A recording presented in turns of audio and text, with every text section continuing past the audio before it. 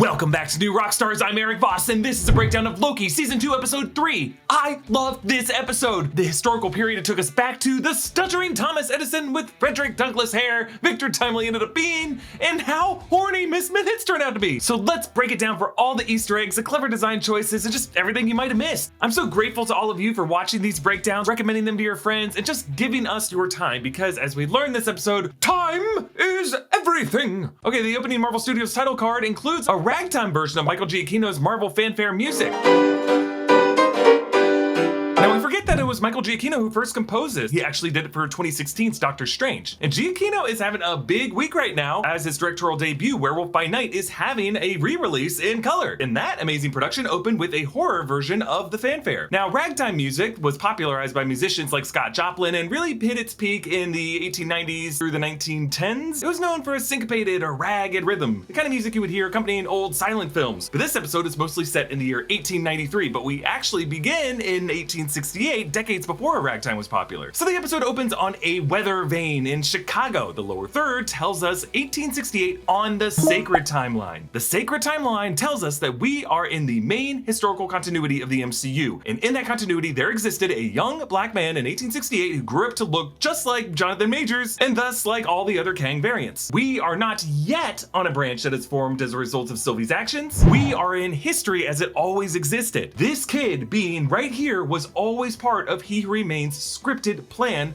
for the MCU. Now, based on the geography of this scene we later get from the street level, this weather vane is atop the house that young Victor Timely is in. These other structures are shanties topped with chimneys and nothing more, but young Victor wants to know the vector of the wind. 1868 Chicago is an interesting choice of time. Not as interesting as 1893, as we'll see later, but it was 3 years before the Great Fire of 1871 that wiped out the city, and then 3 years after the Civil War ended, and after President Abraham Lincoln, who was nominated for the Republican ticket at the contentious convention held in this same city in 1860, was assassinated in 1865. So as a result of the 1848 opening of the Illinois and Michigan Canal and the first rail line to Chicago opened in the same year, Chicago exploded in population during this point in history, from 4,000 people in 1840 to 90,000 people in 1860, the largest city in the Midwest. The influx was primarily Irish, Catholic, and German immigrants, but during the Reconstruction era, black Southerners migrated to Chicago, and the black population from 1870 to 1890 went from 4,000 to 15,000. And it was all here really in the south side of Chicago. Actually, in this opening shot, you can see some factories billowing smoke into the sky. Assuming this would be the same part of Chicago that would later become the Columbian Exposition, this would be Chicago's south side near Jackson Park, and the south side of Chicago is known for having a history of racial segregation. Why do I know all this? Why do I care about it? Well, my wife's family has its history in the roots of the south side of Chicago, and she and I actually got married on Chicago's south side in the last year. In this muddy street across from Victor's home is an anvil with a sign reading R.B. Ellis, blacksmith, wheelwright, horseshoeing, wagon repairs, and woodwork. R.B. Ellis is the name of a Tulsa-based writer, but in Marvel, Warren Ellis obviously is a huge name in Marvel Comics, and the MCU former president Matthew Ellis is actually named after him. So maybe R.B. Ellis could have been Matthew Ellis's ancestor? It seems like R.B. is the blacksmith who later stares at Renslayer when she arrives. Renslayer steps into this mud, presumably the steps she took directly upon leaving the TVA in Season 1, Episode 6 in search of free will after Miss Minutes gave her some files, but she didn't give her anything on the origins of the TVA, saying at that time, "But I'm downloading the files you need now." This isn't what I asked for. I know, but he thinks this'll be more useful. Who? Happy reading. So before Miss Minutes tells Renslayer the important person she's gonna meet, she asks if Renslayer brought what she asked. Oh, bless your heart. Oh, bless your heart, as anyone who has read or watched Sharp Objects can tell ya, is kind of a passive-aggressive Missouri way of saying, oh, you're so sweet, but also f you. Miss Minutes hints at some directive she got from He Who Remains. He told me that we need to put this package in that window. This was the plan he made when he knew the end was near for him. This proves that He Who Remains knew that Sylvie was going to kill him, and that her doing that was really part of his plan. Perhaps he wanted to clear a path for a different incarnation of himself to take over, or he just knew that that was the destined end for himself. And his mission now is to reset the cycle, to set up a future He Who Remains to reascend to the top of the TVA, basically to close the loop. Now, this young Victor Timely is just one variant, but who knows? There could be countless other Jonathan Majors doppelgangers throughout history history that also got books like this or would receive books like this had Victor Timely not gotten it first. It might have been He Remains to cast a wide net just to see which Kang would survive, to kind of cache all these little versions of himself throughout history, throughout the sacred timeline. Miss Minutes decides to alter appearance to a more classic animation black and white cartoon. They definitely didn't have that in 1868 either. Her rounded shoes now have pointed ends and there are actual clock hands on her face. She tells Renslayer, When he's back where he belongs, atop the TVA, you and I will be right by his side. so is this a sincere promise from Miss Minutes? If there really is a love triangle among these three, it's just not clear if Miss Minutes ever really wanted to share a room at He Remains' side. Now Victor Timely we see is at his home and he's doing what? Making candles. He pours wax into these molds and we see candlesticks lining the room. It's just interesting that as an adult, he will be seeking ways to replace the Edison light bulb, and as a boy, he is crafting ways to bring light. What altruistic creations this boy might have grown up making had he not been cursed by this book dropping in his window. Now this book is of course just a mere TVA guidebook authored by Ouroboros on every desk in the TVA, like Bibles in prison cells, but in the hands of an 1868 candle maker, it radiates a shade of orange unseen in this sepia tone neighborhood outside of a ghost clock hiding in a barn. I'm just obsessed with the idea of young Victor being a candle maker. One's reminded of the nursery rhyme, Jack be nimble, Jack be quick, Jack jump over the candlestick. But the pop culture reference here with the book is the Sports Almanac from the Back to the Future trilogy. The MacGuffin in part 2 that Biff Tannen gives to his younger self to get rich. While knowledge is power, a book in the wrong hands can be a very dangerous weapon. He Who Remains and all Warren Kang variants originated in the 31st century. Let's not forget that. That's what He Remains said. Eons ago, before the TVA, a variant of myself lived on Earth in the 31st century. He was a scientist, and he discovered that there were universes stacked on top of his own. So how does this square with a Kang variant in the 1860s that is also part of the sacred timeline? I think the idea is that He Remains set himself a contingency where infant versions of himself from alternate 31st centuries were taken and placed like little Moseses throughout history on the sacred timeline, just waiting in their lives to be activated or not as part of He Remains' contingency plan. But until they are activated, no branch forms. They would just live on their lives as the normal history flows forward. So onto the TVA's Loom Room. We actually stay in this state of emergency in a long take shot. We don't edit for over 60 seconds. OB tells them, It's stable right now, but the branches Doc's prune are growing back. now we don't know if these same branch timelines that formed are just resistant to Dox's pruning, or if other branches of equal number are just growing in their place. But either way, Dox's bombing didn't work. It didn't help. OB says that he needs to increase the diameter of the loom to boost throughput and clear that knot of unrefined time. For the time stream to be knotted, it just makes you wonder what incursions could be happening on that side of the loom. Mobius suggests We can hack into the system. having no idea what hacking means, which reminds me of that joke in Office Space when Michael Bolton says, oh, we should just launder the money, and he doesn't really know what laundering is. So Mobius and Loki travel to 1868 to Victor Timely's neighborhood. Mobius doesn't recognize 1868 as historically significant, but he recalls 1871 fire, but Loki asks, Any major figure arises from here? he asks this literally in front of the open window of Victor Timely's home, the window that Renslayer tossed the book through. We get this fun camera effect where we follow them through the time door. On the other side of that time door was a dead-end wooden wall in the alley. But on the other side of that time door, we now transition to 1893, 25 years later, in the Columbian Exposition of the Chicago World's Fair, the Midway Plaisance. Shields and flags representing several different countries line the gateway. The Ferris wheel we see is actually the world's first Ferris wheel, unveiled at this event in history, designed by George Washington Gale Ferris. And the lower third text establishes this as 1893 branched timeline. Aha, an important detail. So when young Victor Timely was just making candles, that was the sacred timeline. But Victor being given this handbook turned his life into a branch. The plan for that branch is to lead to a new He Remains to inherit the TVA. One innocent, uncorrupted Kang removed from the drama of the 31st century dogpile and the multiversal war, a successor that He Remains can trust to carry out his vision of the TVA. Mobius recalls the Chicago history during this time. The White City,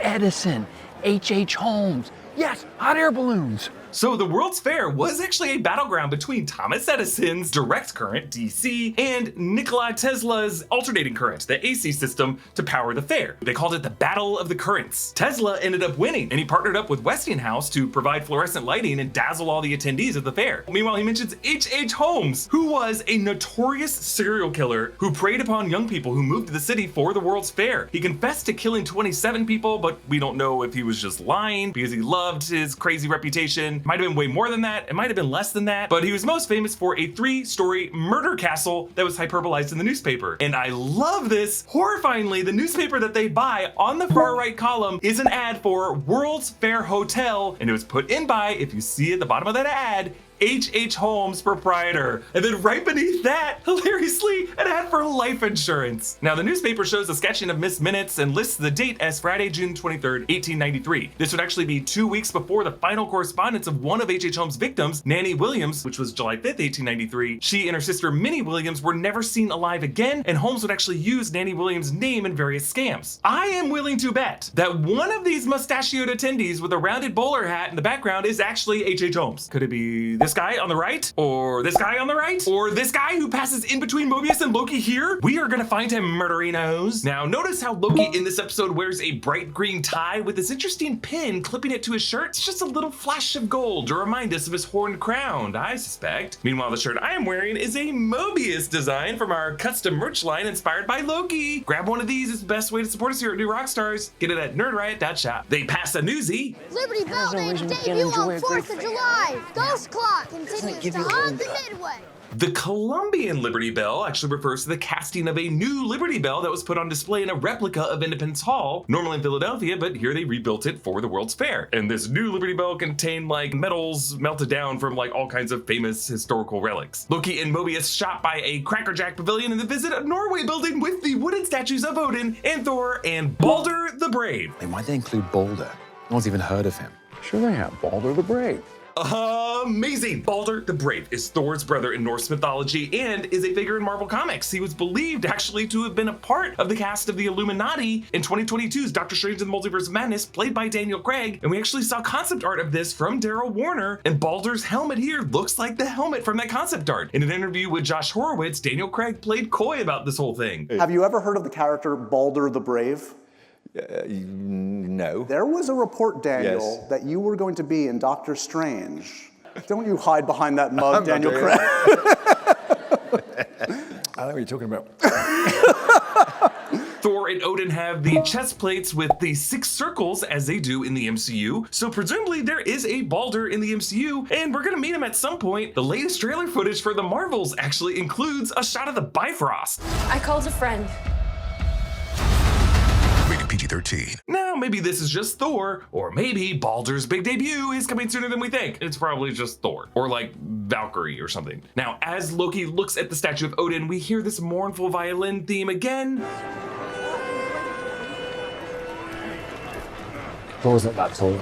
But it gets cut off by Loki's jealousy of Thor. Then Loki turns to see this wheeled cage of prize-winning black alpine hogs. And this is actually the pen that he will later trap the tall brute inside of. On a sign for the Hofbrau Beer Hall, presenting the program of enormous attractions, showcasing tonight singer Ferdinand Lang with a German military band. Ferdinand Lang, you say? Perhaps an ancestor of Scott Lang? Enormous attractions, you say? Then introducing his greatest invention, Victor Timely's astounding temporal marvels. So, Victor Timely is one of the personas that Kang adopts when he decides he wants to dominate the 20th century, starting at 1901 in Timely, Wisconsin. This is when he would introduce robotics to American inventors, which is really just a plot to encode all future robots, including Sentinels, with a backdoor so that he could take control over them in the future, which would lead to the events of the Kang Dynasty storyline in the late 90s. So this really just looks like a bunch of German music acts in a beer hall with a random inventor plugged in the middle. My guess is that Victor took whatever he could get, or maybe swindled someone out of their slot. Later in this beer hall, the German band actually plays a cover of the Loki theme music. It's kind of like the disco rendition that we hear in the 1977 era back in season 2, episode 2. So they spot Renslayer, and she's wearing 1893 attire. Actually, Renslayer's name, according to her diploma in the season 1 finale, was Rebecca Tormenay, which is the alias Renslayer uses in the comics when she joins Victor Timely at the turn of the century. So Victor takes the stage. Time is everything. It moves through each and every one of us. Yeah, Jonathan Majors takes these long pauses as if really trying to demonstrate the weight of time to people by taking up as much of it as possible. Later, we learn that Victor actually has a stutter, though, and this might be an elocution tactic to keep himself from stammering. Victor carries a lantern with a candle, a token from his past as a candle maker, and symbolizing his role as an illuminator of ideas, because he later recharacterizes being a con man as being a luminary ahead of his time. We saw a version of the scene in the Quantumania post-credit scene as Victor pledges, but perhaps we can shape it. And the front lights reveal his face, and the apprehensive murmur, followed by the Baron calling him boy, probably isn't lost on this man. Unlike Major's take on He Who Remains, Victor Timely is a separate creation, something between the con man Professor Marvel from The Wizard of Oz and the professorial Frederick Douglass with that hair. You could see his expo here as retroactively a precursor to Howard Stark's expo in Queens in 1943, 50 years from now. Another display that we saw in that first Cap film was Dr. Phineas Horton's synthetic man, a nod to the original android form of the Human Torch in the early Marvel comics. Marvel used to be called Timely Comics, it's worth noting here, and in Victor Timely's arc in that Marvel annual comic, it's established that Victor mentored Phineas Horton. Now, we don't know if Victor Timely here would have been anything more than a candle maker in the Sacred Timeline without getting that book, but I just like the idea that Victor was a clever enough engineer who could have inspired 20th century inventors throughout MCU history, including the Starks. Victor says, Time is the future of energy. So Victor goes on to dismiss coal or petroleum, saying that the energy of the past, present, and future flows all around them. So Victor saw the designs of the temporal loom in the book and used it as a machine to harness an electrical current out of the flow of time itself. Temporal radiation, he says. Temporal loom inverts the temporal decay of the electricity flowing through it, lowering its entropy and gathering it into fine threads of power.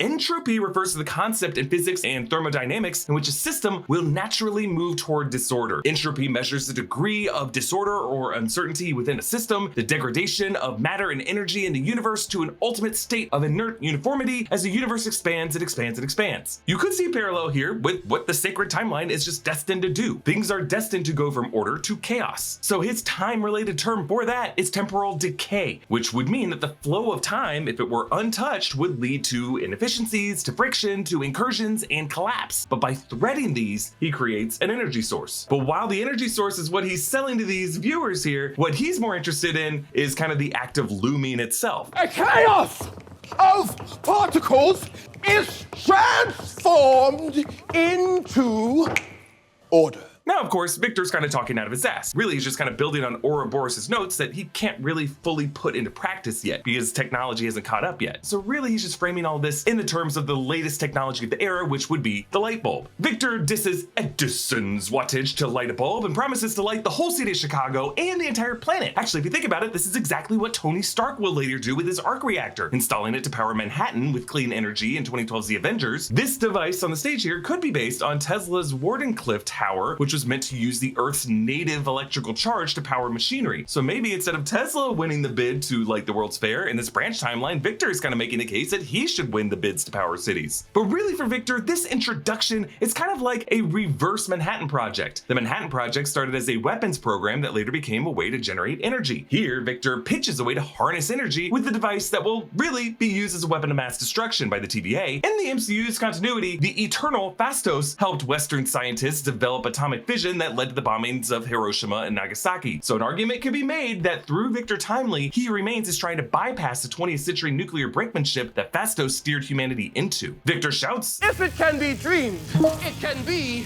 achieved. It's worth remembering that according to Multiverse of Madness, all dreams are us glimpsing into the lives of our multiversal selves. So literally Victor's dreams were him seen through the eyes of his variants, through the eyes of He Who Remains, people who had invented this technology already. He just needed some blueprints in his reality and the tools to physically construct it. Victor's loom ignites with bolts of indigo colored energy, which is the same color of the Sacred Timeline in the season 1 finale and the branches that broke off from it. So Victor may not know it, but we are still seeing his first steps toward weaving that architecture. One of the fun things about having kids in your life is connecting with them, but that's a lot easier said than done. KiwiCo can help with that. KiwiCo makes awesome crates that are perfect afternoon projects to do with the kids in your life. Each month, KiwiCo delivers a crate to your door with fun, hands-on projects that are designed by experts and tested by kids, promoting creativity and innovation through STEAM, science, technology, engineering, art, and math activities. There are 9 different lines to choose from, so there's something for every interest and age, even newborn babies. Not that I'm completely preoccupied with that right now or anything. If you're not ready to subscribe or just need a single crate, KiwiCo also offers a variety of individual crates at the KiwiCo store. From robots to ice cream making, there's something for every kid. Each crate also comes with a kid-friendly magazine that empowers kids to learn more about the projects and complete them on their own. Every KiwiCo crate is a complete project, so you're not gonna be running into the craft store hunting down special glue or anything like that. And as an adult, they're really fun for us too. We got a laser speaker at the office this month and very nearly missed multiple deadlines because we were all trying to see who had the weirdest looking voice. To get started with KiwiCo today, head to kiwico.com/rockstars and use the code Rockstars for 50% off your first month of a KiwiCo subscription. Renslayer stops him. Mr. Timely,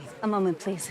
Of course. Here is the first time that we hear his stammer. It's when he sees Renslayer, who many of us have been theorizing might be He Who Remains female variant. Victor says, Take as many moments as you like. yes, they're beginning the relationship as a transactional one in units of time, which is so appropriate. The robber baron offers Victor a partnership. I don't do partners. And another man with a waxed mustache says, I must have your loom. And Victor says, well, it seems my presentation has piqued much interest. Yeah, we saw the sweaty guy at the bar earlier drinking. So he is Victor's silent partner, Plant. Kind of like snake oil salesman having a guy in the audience being like, now, we have never met before, correct? Victor uses this plant to upbid the robber baron to raise the price. When the robber baron gets to $1,000, Victor gives his partner a look to signal him to back off. And the baron called him a hornswoggler, which is an old-timey term for a deceiver. So he actually might even be wise to what's going on here, but he just wants Victor's tech so bad that he doesn't care. From inside Renslayer's purse, Miss Bennett says, It's not my plan, it's his plan. With our help, he'll be all he's meant to become. so we can assume that it is part of He Who Remains' plan for Victor Timely to become something of a con man. Like he kind of needs a bit of deception in a variant to be able to do the job. The tall man with the top hat, credited as Behemoth, starts a fight with Loki, and then Loki turns him into a puff of smoke. The amazing Loki, everyone! He'll be here all week! But Loki really just teleported him to the hog wagon, and later we hear that explosion outside. Yes, my future. A councilman comes up to Victor to complain about a pair of mechanical trousers that didn't make him taller. You look taller to me. Yeah, Victor bends his knees and crouches to make himself kind of seem shorter to try to deceive this councilman. These pants actually might remind you of Stiltman from the comics, or really could just be an OG Iron Man suit before Tony built one in the cave with a box of scraps. The Baron says that the loom is a fake, holding up some shorted out circuits it looks like. So yes, really, even though the loom was well intended and seemed to start to be able to do what Victor Timely dreamt it could do, in this case, it was all just smoke and mirrors. So they chase him past this Egyptian temple. He Remains / the Kang variants do have a history with ancient Egypt, with the Kang variant Pharaoh Rama-Tut and He Remains having the pyramids and the Sphinx in the Void. In our season 1 recap series, we actually spotted that Sphinx in the Void has a nose, and it looks like the nose of Jonathan Majors, which kind of reminds me of Crash Bandicoot 3 when the Egyptian tomb levels have a Sphinx with a time-traveling Dr. Neocortex's face on it. Behind the Baron, there is a figure with a gator head that kind of looks like Ammit. That's a deity who appeared in Moon Knight, and one of these others could be Pharaoh Rama-Tut. Hugo, a Florida orange juice vendor, tosses Victor an orange to throw at the Baron's man. Now there is a Hugo the Great from the 2014 Origin 2 Wolverine Dr. Essex comics who worked at a carnival, but orange does kind of become the color of the TVA, so this might just be the origin of Victor's favorite color. Later we see his bedspread also is the color orange. Victor skips the Ferris wheel line, passing some suffragettes. They have sashes and leaflets reading, "Give us ballots." Victor gives the Baron the slip by luring him into this crowded carriage on the Ferris wheel and then crawling back out as the gate closes, trapping him on the ride. This is essentially what He Remains does to the people on the sacred timeline. He evades discovery from them and then traps them on this loop where they never really go anywhere. Casey and B-15 warn Mobius that Sylvie is approaching, and we hear Sylvie's violin music creeping in.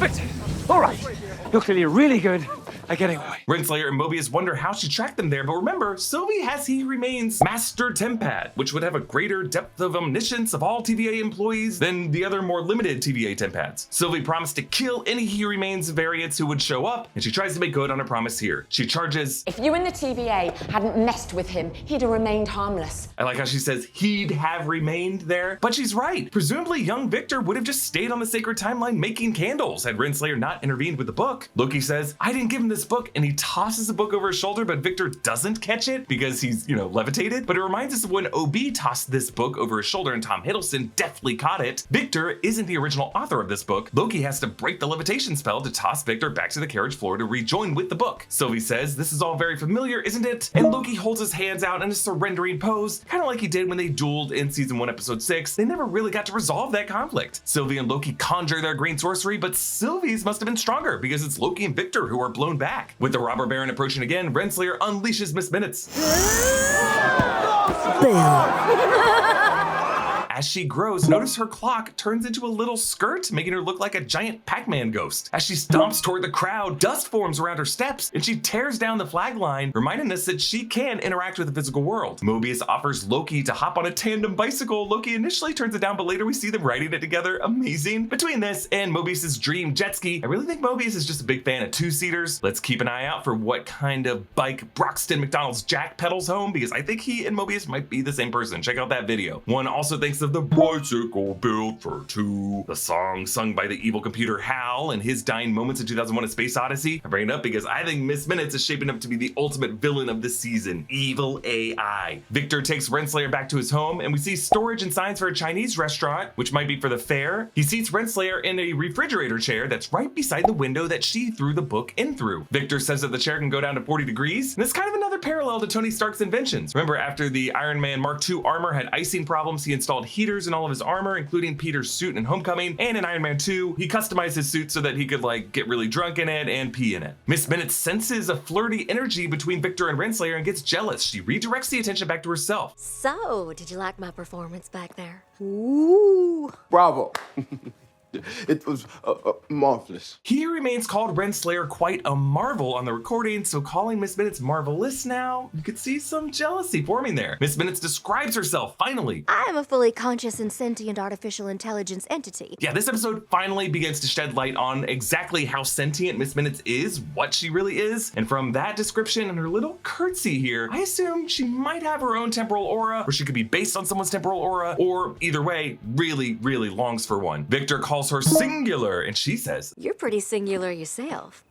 At least, you will be." Some clever wordplay there. Singular as in you will one day be remarkable, but also literally one of a kind. As once their plan is reached, Victor Timely will become He Remains, the one and only Kang variant who outlasts the others in the dynasty who have spawned. As she talks, Miss Minutes' hour hand jumps around on her face from the 8 o'clock position to the 4th position. The way this character kind of jumps around in time, it kind of seems like she gets this way when she's nervous. Renslayer begins to explain, A long time ago, far from now, a different time. These are the words Miss Minutes used to open her TVA orientation video, long ago, which was a similarly deceptive account. But Renslayer's realizing that these events didn't really unfold in the past or necessarily in the future. Really, they're just all kind of happening at the same time since time is a flat circle. Victor is overwhelmed by Renslayer's explanation. It's like the story of myself that I always imagined is true.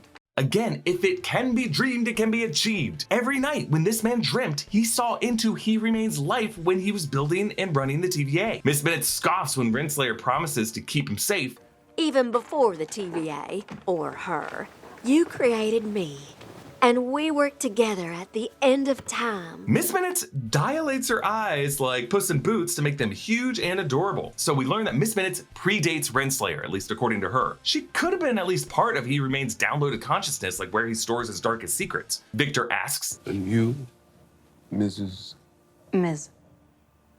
Ravonna. Ah, the side eye that Miss Minutes gives her. Not only does she pick up on Renslayer hinting that she's single, I think Miss Minutes takes offense to Renslayer using the more modern Ms. MS to contrast Miss Minutes MISS, which is more antiquated, and also makes her name a self-contained pun, as she could be the memories and moments that He Remains has missed. Victor calls Loki a wizard and Mobius's butler. It's just interesting for Victor to consider Loki a wizard when He Remains to Loki was the Wizard of Oz last season. Victor takes them out through a window saying that he does his sales in Chicago, but his lab is across the lake in Wisconsin. Lower taxes. So in the comics, Victor Timely's residence was the town of Timely, Wisconsin. Outside on the street, there is a wagon marked Honey and Honeycomb. Oh no, WandaVision beekeeper, not today. Loki runs after them through the alley and passes a cart, J.W. Taylor's Milk and Cream. They board this steamship, the SS Heron, which is a shout out to Kate Herron, who directed the season 1 episodes and really gave this series its signature quirk. Victor asks for the usual accommodations, and we see they stow in a lifeboat so Victor, won't have to pay the fare. Victor shows her the TVA guidebook and how he has filled these pages with his own designs and notes. Renslayer takes credit for being the divine hand who dropped the book in his life, and notice Miss Minutes at this point starts to creep to the other side of the lifeboat so that she can be closer to Victor and glare at Renslayer from behind him. We see Ouroboros' photo in the guidebook, and Victor says he respects this man. I really do think OB was the OG, the original He Who Remains. Not necessarily a Kang variant, but I just think he's some kind of angelic entity who represents time. Victor shows her his design for his throughput multiplier, a term and design that we saw in the closing credits of each episode. It seems to be kind of a flux capacitor keystone piece to make all of this technology work. And Renslayer says, I have high hopes for this partnership. Wrong choice of words. He pulls away because he doesn't do partners. So he and Miss Minutes cut her loose. Timely's Wisconsin lab is filled with mannequins. Remember, part of He Remains tinkering included the construction of timekeeper androids, so we could be seeing the early steps toward that. The steel buttresses of this room have swirling spiral patterns that kind of look like the windows in the Citadel at the end of time. His chalkboard is filled with equations and designs. I can make out the letters NR.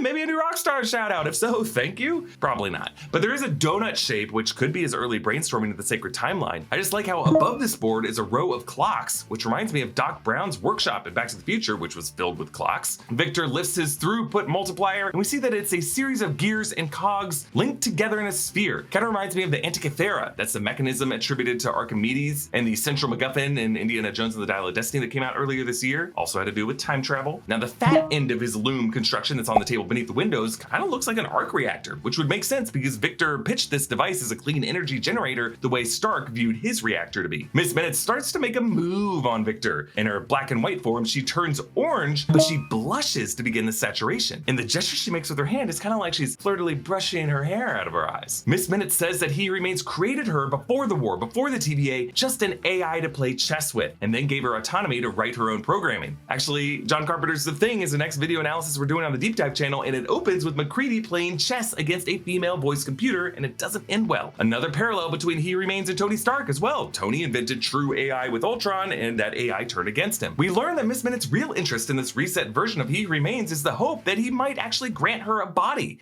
If I had a body, we could truly lead together. Why does Miss Minutes want to be confined to a physical body? If she's clearly more powerful as a ghost in the TVA machine, it's clear that she just longs for a physical touch. And I think this tells us that she misses having a mortal shell, that she might have once been a corporeal human, that she could just be a floating temporal aura. Either way, she misses having the ability to measure her life in minutes. Miss Minutes. He Remains, I think, might have based her personality on some temporal aura of someone, maybe Renslayer, or this could just be a detached temporal aura itself. Either way, based on this episode and how Victor Timely is mostly a harmless con man so far, I think Miss Minutes is being set up as the primary villain of the season. She's definitely been the most terrifying thing on the show in several occasions. Like right here, when she projects her face on the head of a mannequin, and just doing this causes her face to glitch, so that when she flirtily winks, it's not that noticeable because it's buried in all of these other involuntary twitches. Miss Minutes bending her shape like this and trying to become human is just not good for her programming. She leaps onto the table to stop him from minimizing her, and it's scary, but on her last "I love you," we see her hand clawing at his face, and his glasses start to go up. Because remember, Miss Minutes can affect the physical world. She clawed at his face. Renslayer fires up a weapon. Still a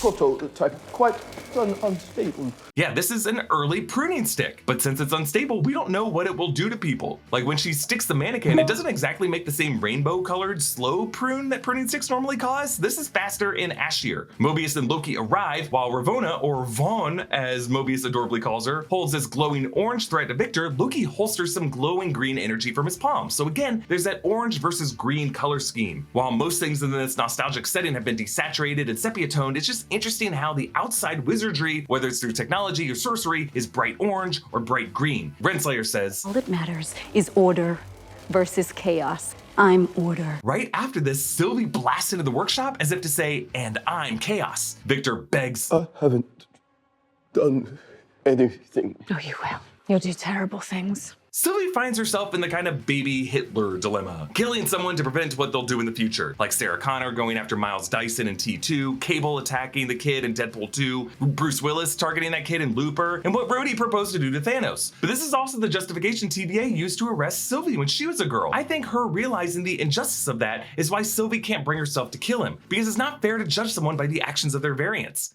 You don't know the heart I have beating in my chest. I can make my own choices. Sylvie tells Renslayer that if all she wants is a seat at the end of time, Be careful what you wish for. because the one sitting in that seat is destined to rot in it. Sylvie uses He Who Remains Master Tempad to open a door back to the Citadel at the end of time, which we see has crumbled into further ruin. Remember, the concept of this building was for it to have cracked kintsugi patterns, that the whole thing would be carved out of the rock of this asteroid. But now we learn that these cracks trace a kind of fault line for these real fissures to follow, like it was this place's destiny to crumble. He Who Remains corpse remains seated there, rotting. And we see candles on two stands melted down, like is every variant of He Who Remains into candle making. We see there's a triangular shape on the floor with a word in it. This was actually part of the set in season 1, episode 6. It was just kind of hard to make out, but here we see it is a Latin term, epistulis, reminding us of the Latin that translated to for all time always on the floor of the lobby. So ab epistulis referred to the chancellor's office in the Roman Empire responsible for the emperor's correspondence, sending instructions to all the local governors. This is, in a way, the function of this particular chamber. It's where He Who Remains would write the script for the sacred timeline and send instructions to the TVA. Renslayer brings back up Miss Minutes. Love you. Oh, Miss Minutes was completing her sentence right when Victor Timely switched her off, but instead she accidentally professes a bit of sisterly love to Renslayer, because Miss Minutes says, Well, it was foolish of him to make an enemy out of someone who knows all his secrets. Ah, Miss Minute says that she knows a dirty, dark secret about Renslayer. I assume that secret is going to be the recording that we heard back in the season 2 premiere, that He Who Remains had promised Renslayer that they would be partners. I think we're gonna learn that Renslayer might have been that fourth statue that was broken in the lobby. And remember, there is a barricaded region of the Citadel that I pointed out in my deep dive of season 1. And I actually just realized that it was designed into the blueprints of the set by Kazra Farahani, who directed this episode. That could have been part of the Citadel. That was the love nest of He Who Remains and Renslayer when they were happy together. Okay, a few updates to the closing credits. We see Miss Minutes is in cartoony black and white now when she was in color in previous end credit sequences. We see the stage at the World's Fair beer hall that has Victor's loom on it. And then the casting photos show Renslayer with a prototype pruning stick, Victor Timely as an adult, Victor as a kid making candles, Sylvie and Loki and Mobius at the World's Fair. And wait a minute, who's that man on the right behind him? Is that H H Holmes? We got him! To me, this episode had everything. Chicago history, Baldur the Brave, great music, mind-breaking time travel logic, and finally some details on Miss Minutes. I'm loving this season, and thank you to all of you folks for watching these breakdowns and showing us so much love. Please support us by grabbing some of our exclusive Loki-inspired merch at nerdriot.shop. Subscribe to all 3 channels of the New Rockstars Network. Thank you to Noah Chin for helping me write this breakdown. Follow me at EA Voss, and I'll see you next week. Bye, everybody.